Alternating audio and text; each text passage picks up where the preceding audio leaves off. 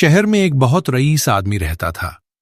दौलत, शान और शौकत की कोई कमी नहीं थी, लेकिन उसका दिल घमंड से भरा हुआ था। उसकी बीवी इसके बिल्कुल उलट थी, नेक, सब्र करने वाली और अल्लाह से डरने वाली औरत।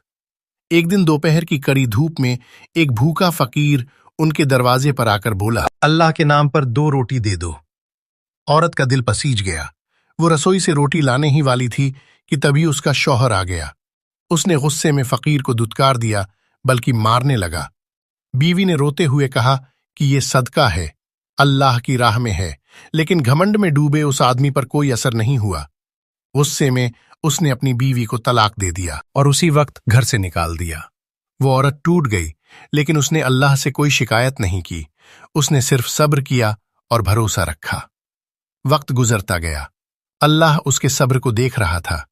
कुछ साल बाद उसी औरत की जिंदगी में एक नेक और ईमानदार इंसान आया, जो सादा था लेकिन दिल से अमीर था। वो उसकी बीवी बनी और इज्जत, सुकून और मोहब्बत के साथ रहने लगी। और फिर एक दिन उसी घर के दरवाजे पर एक भिखारी आकर खड़ा हुआ। फटे कपड़े, झुकी नजरें और कांपती आवाज, अल्लाह के नाम पर कुछ दे दो। औरत ने जैसे ही उसका चेहरा देखा, उसकी सांस थम गई। वो भिखारी कोई और नहीं, उसका पहला शौहर था, जो कभी रईस था और आज दर दर का मोहताज बन चुका था। उसी पल साबित हो गया कि अल्लाह की लाठी बेआवाज होती है, मगर बहुत गहरी लगती है। ये कहानी